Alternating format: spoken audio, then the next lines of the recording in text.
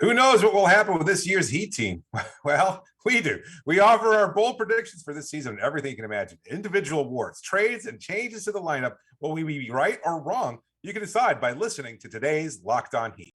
You are Locked On Heat, your daily Miami Heat podcast. Part of the Locked On Podcast Network, your team every day.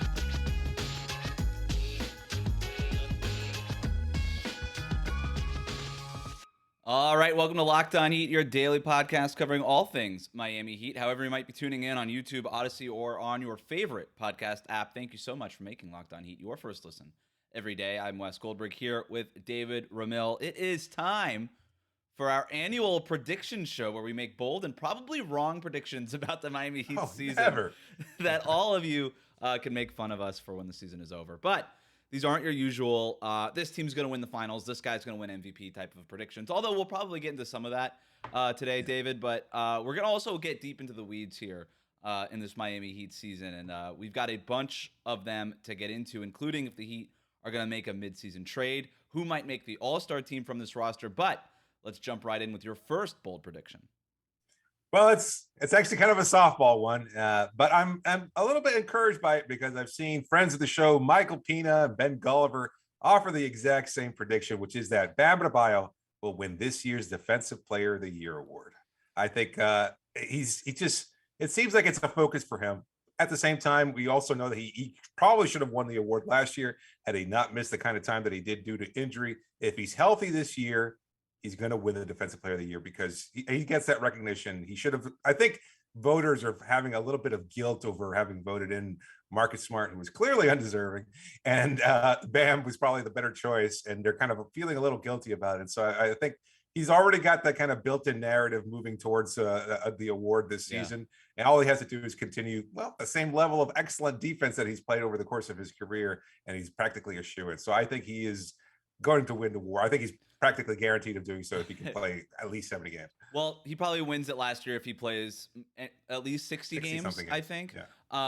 And you've heard voters say that. I get it. At the end of the day, he only played 56 games, and that's hard. That's a lot of time missed. But he was the best defender in the league. It's not like he would have dropped off if he had played those games. Sure, and that's the whole thing. It's like season with MVP, it's like, can he keep up that scoring? Right. We've never seen Bam slack off on defense. Right. It's not going to be like, oh, I'm going to suddenly let that layup go in when I would have defended it normally. I just don't get that kind of rationale. There has to be a minimum, though, right? Like Draymond played 30 games, and he was the shoe-in. He was the front runner for Defensive Player of the Year early in the season before he got hurt, but he only played 30 games. So there's got to be some sort of floor. So whatever. If people want to make that around where Bam played the floor, that's fine. The competition for this year is Rudy Gobert in Minnesota. Mm-hmm. There's a huge narrative there. Hey, Gobert goes to Minnesota. Defense is fixed. If that defense ends up in the top 10, which it probably will be because Rudy Gobert is basically a top 10 walking defense, Gobert is going to get that narrative push. There's Robert Williams for Boston. Like you said, we're not getting Marcus Smart, but Boston's defense is awesome. If they are as awesome as they were last year, a representative is going to be mentioned in that conversation for Defensive Player of the Year, and it's probably going to be Robert Williams because, by the way, the Celtics were pushing for Robert Williams last year before he got hurt, and then they put the whole PR machine behind Marcus Smart and got that going. I think Giannis is in the conversation right now. He's up there on the Vegas odds. I think that makes sense. And then there's some outside guys too.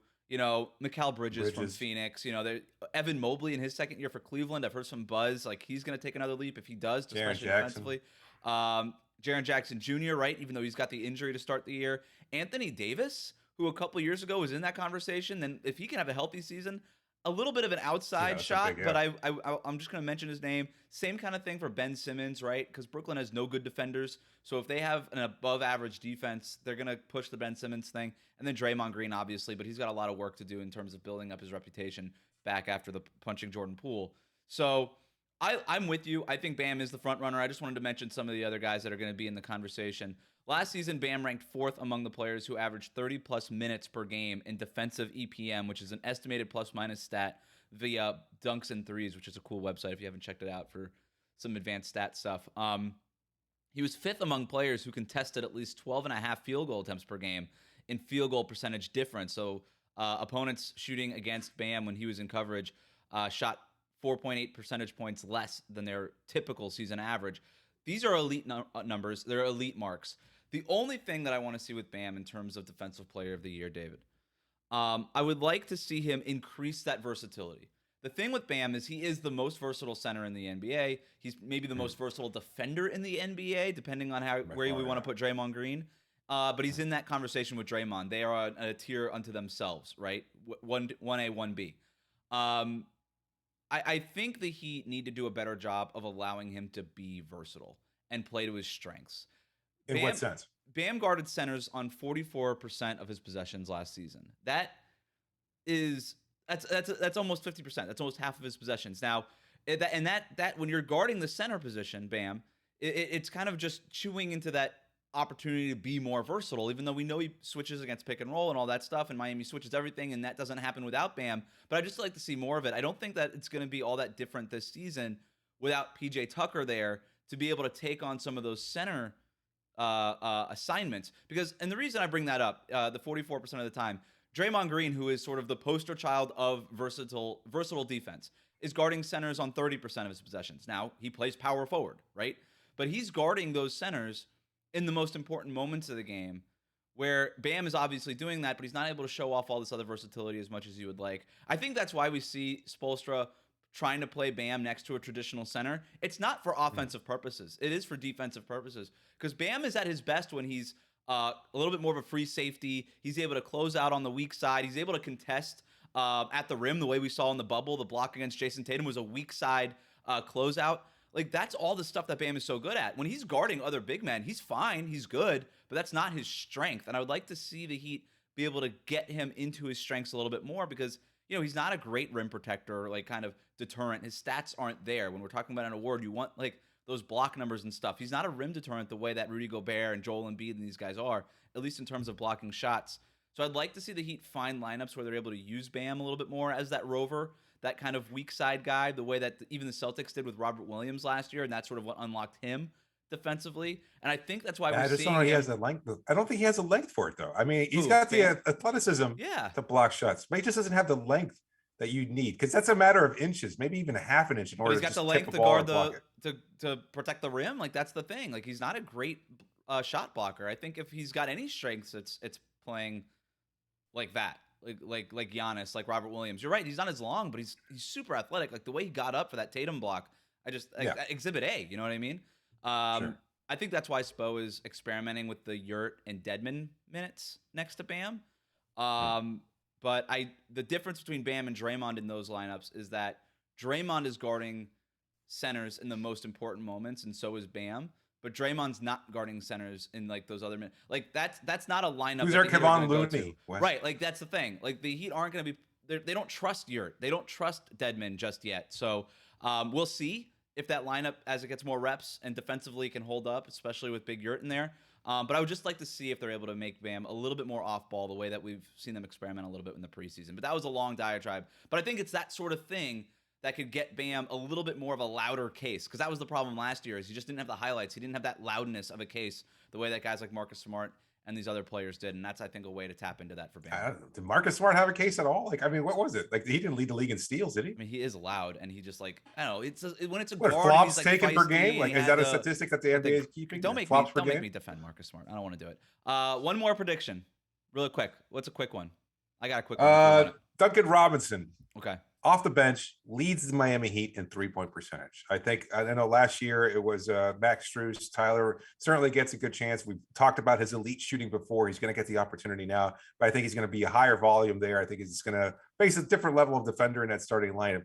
But just the way Duncan's coming off the bench right now, I think he's going to continue to carve out a niche in that rotation. And as such, he's going to be the expert marksman Miami needs. Even though he's made a concerted effort to put the ball down the floor, I still trust that his three-point shot is going to be back to the elite levels it was a couple seasons ago. As long as he's getting the time, I think he can shoot 9 or 10 three-point attempts a game. I think that's probably right where it is. And if he's able to do that volume on that higher percentage. That's a lot. Yeah, that's a lot.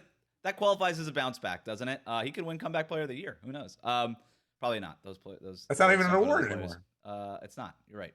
It's most improved, right? They have that. Most improved. He didn't fall off enough to warrant the most improved. No, he didn't. Unless he becomes like a top 10 player in the NBA. That would be very impressive. Last prediction before the break here. I think Bam, just going back to what we were saying before, and I just want to close it out. Bam's going to play 400 minutes alongside a center this season. So he played 36 minutes alongside a center last year, 700 minutes the season before that. But I think the Miles and Bam combination was just way better.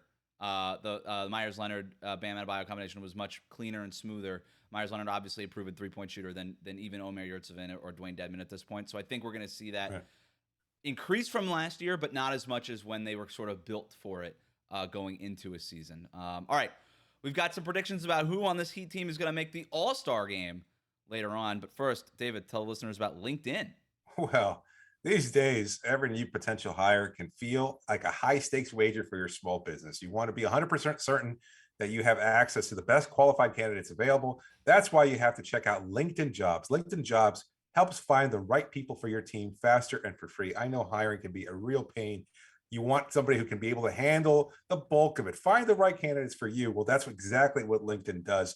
Then you add your job, add the purple hashtag hiring frame to your LinkedIn profile to spread the word that you're hiring. Simple tools like screening questions make it easy to focus on candidates with just the right skills and experience so you can quickly prioritize who you'd like to interview and hire. Streamlines the whole process. It finds the right people for you. You get the right candidates to fill that position quickly and efficiently. It's why small businesses rate LinkedIn Jobs #1 in delivering quality hires versus leading competitors. LinkedIn Jobs helps you find a qualified candidates you want to talk to faster. Post your job for free at linkedin.com/lockedonnba. That's linkedin.com/lockedonnba to post your job for free. Terms and conditions do apply. Thank you for making Locked On Heat your first listen today. Now make your second listen game to game NBA. Every moment, every top performance, every result. Locked On Game to Game covers every game from across the NBA with a local analysis that only Locked On can deliver. Follow Game to Game on Locked On NBA, available on the Odyssey app, YouTube, and wherever you get your podcasts. Let's move along with our big, bold predictions ahead of the Miami Heat season, which is starting Wednesday night with a season opener in Miami against the Chicago Bulls. David, let's talk All-Star. What's your prediction? This is going to be a tough one to swallow for a lot of Heat fans because I don't think it's any knock or slight on Jimmy Butler, but I don't think he'll make the All-Star team this year. However, Bam Adebayo and Tyler Herro will both make the All-Star team. That is bold. That is bold. Okay, because in the interest of the All-Star game predictions, I have Jimmy Butler and Bam Adebayo making it and not Tyler Herro, and that is not bold whatsoever. So you went bold on the bold prediction. You followed the assignment. To me, it's just I think Tyler's going to get that production. I think he's poised for that kind of breakthrough. This is where he changes the conversation about who he is. He's not just the white kid with a flashy handle. He's not just the snarl from the Orlando bubble. All the different things that people want to hate on him for. I think he kind of has the great opportunity to change the way people perceive him. The extension is going to kick in next year. He's still in a great value contract, but we've seen what he's capable of. He's an elite level scorer. He does have the repertoire. He's got the offensive bag. He's got everything. And so now is when everybody's going to see this. Forget the conversations about, oh, he's coming off the bench. Charles Barkley talking about he's going up against lesser competition, even though that clearly wasn't the case. He's a starter.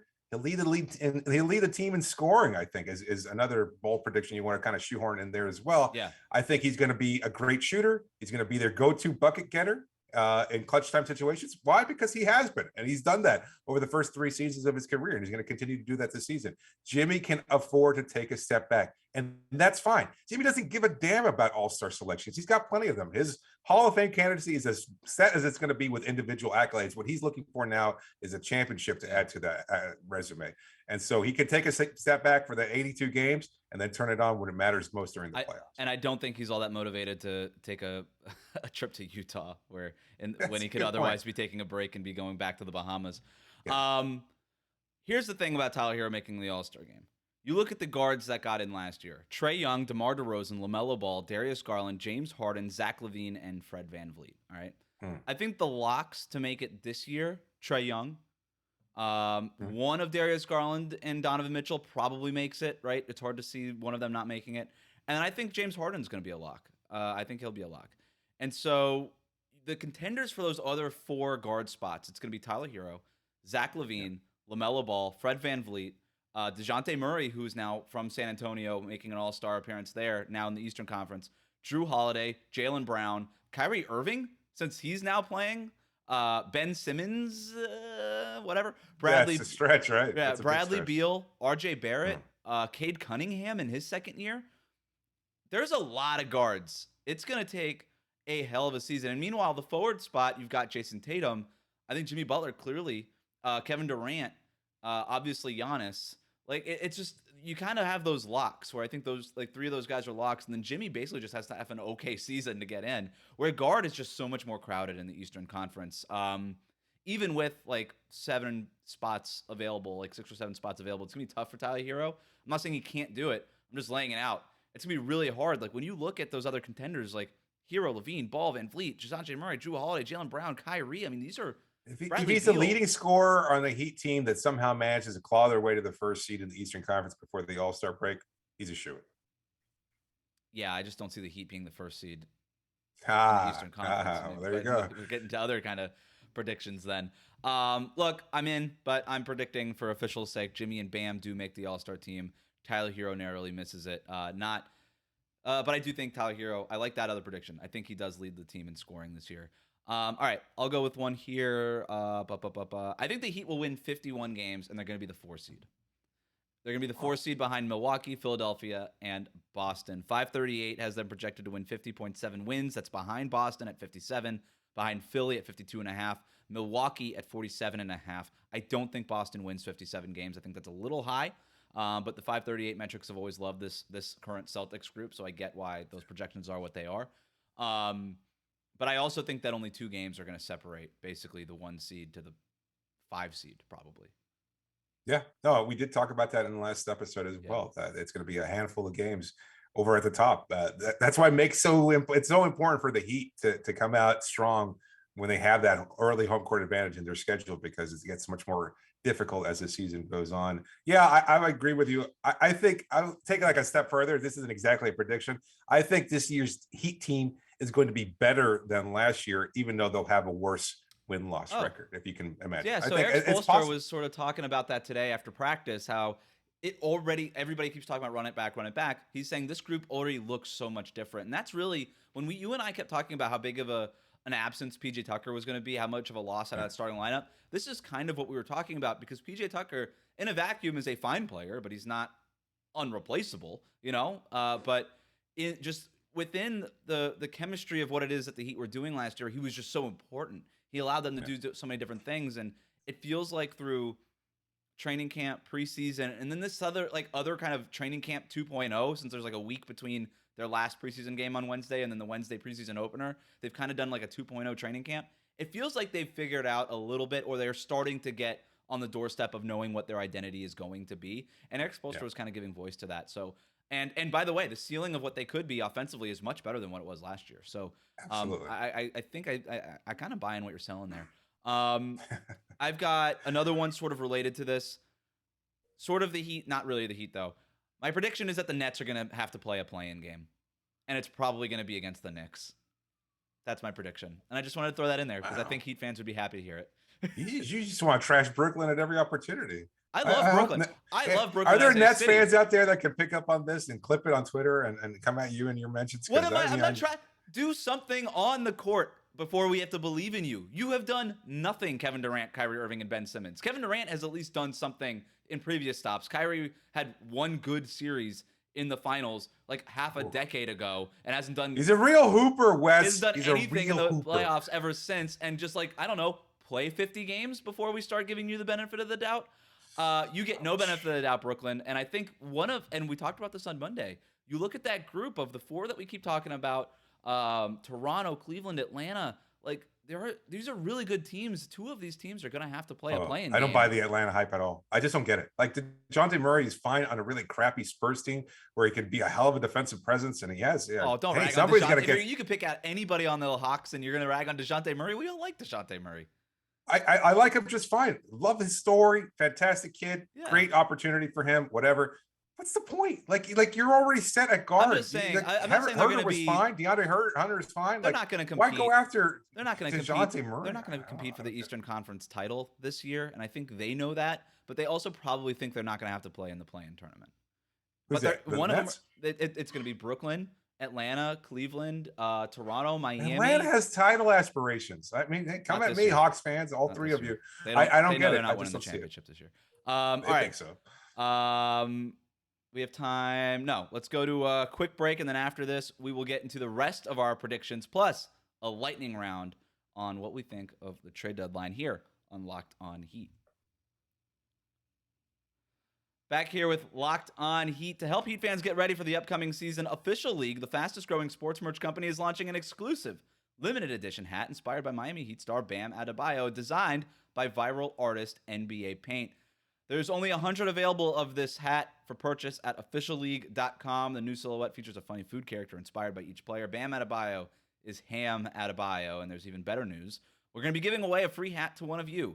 All you got to do for a chance to win a free Official League Ham Adebayo hat is leave a 5-star rating and review on Apple Podcasts or Spotify, and then email a screenshot of that review to lockedonheat@gmail.com. You can also submit that screenshot via Twitter or Instagram. The only catch is you have until Bam Adebayo attempts at least 18 shots in a game, and David and I both believe that that's going to happen maybe even Wednesday night. So get your reviews in now for a chance to win a free Ham Adebayo hat. Just send the screenshot of your 5-star rating and review to lockedonheat@gmail.com.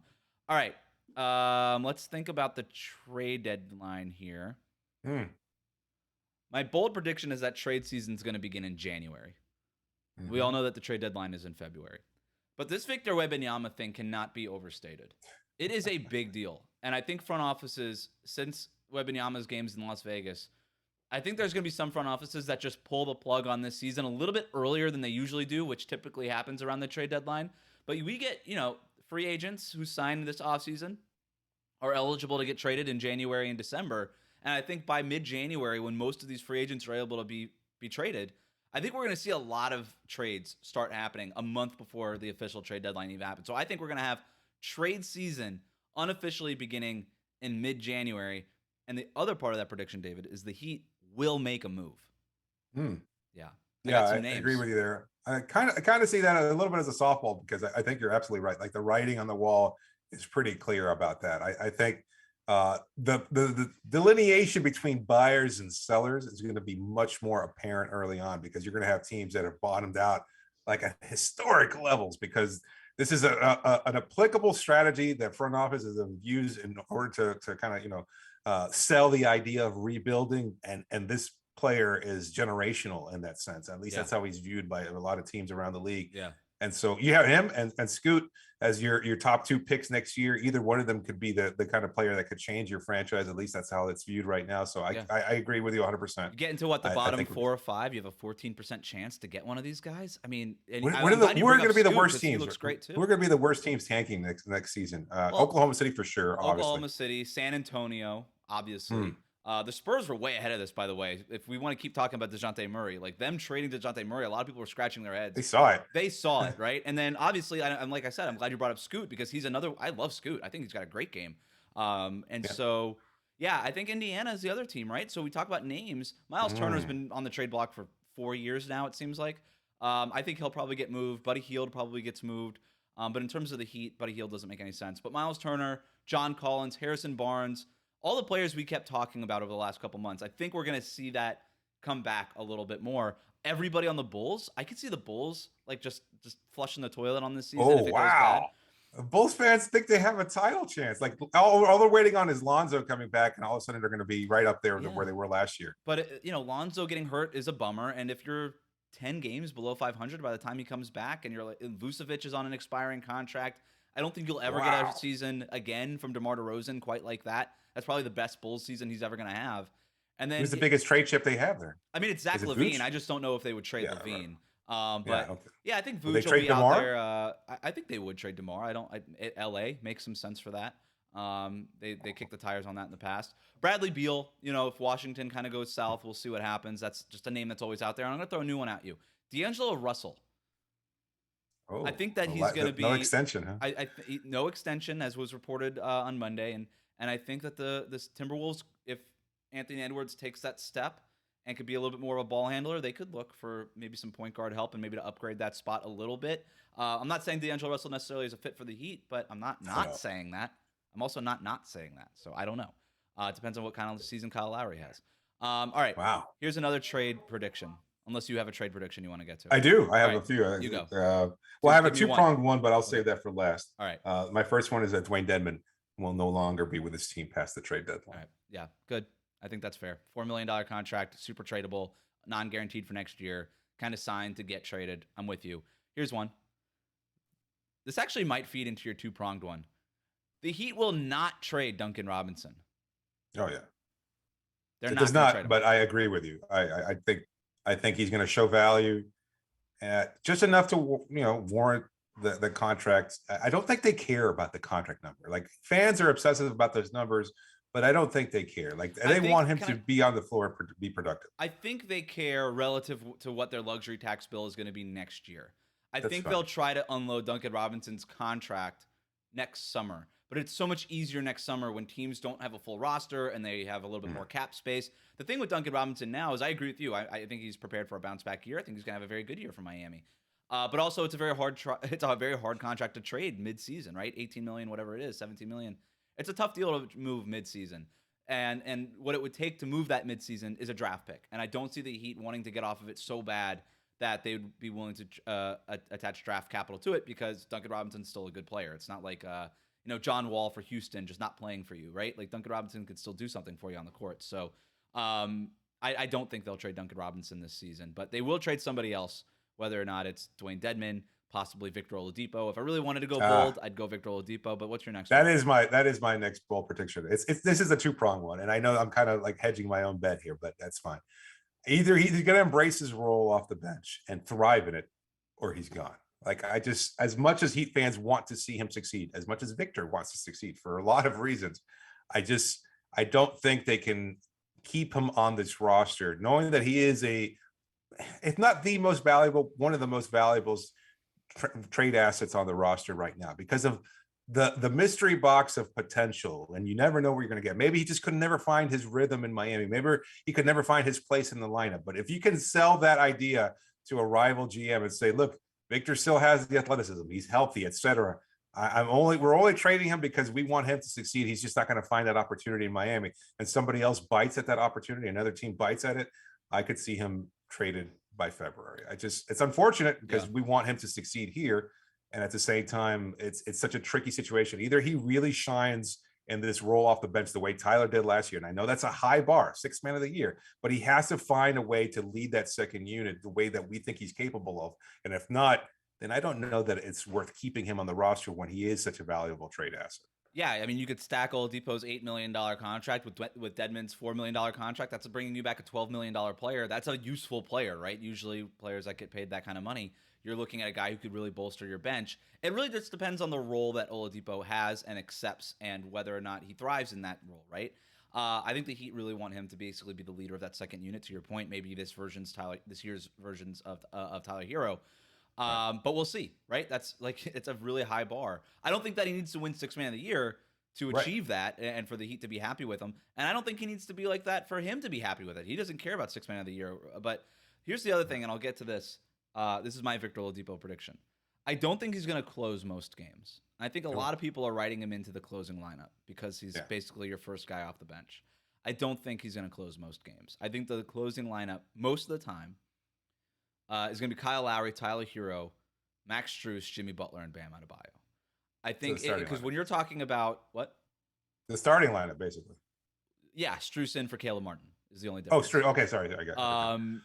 Yeah, I think that's going to be your closing lineup because when you're talking about the end of a game, you only need a couple of ball handlers at the end of it, like two guys who you're really going to want taking shots.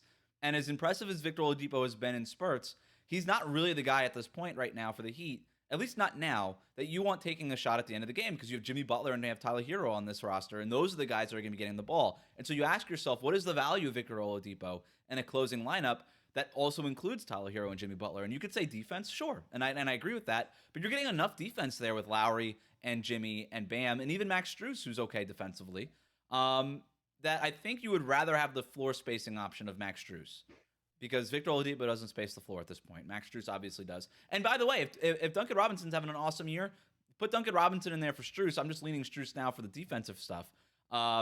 So I think that makes sense. I think that's the most balanced lineup. That has the most spacing, the most defense, and you still have a ton of ball handling between Lowry, Herro, Butler, and Bam, by the way, on the court, that you don't need Victor Oladipo in there. You've got 3 shooters out there. Strus viewed a little bit better as a defender. There's the comfort level because he was starting alongside that same group last year too. Good point. I think it makes a lot of sense. It's a really good choice as far as when you're looking at the different pieces that you might need for a functional unit, both in terms of offense and defense. This is as close as you're going to get. It might not be your top defensive unit. Maybe you leave Caleb in there. You put Victor in there, perhaps for Tyler.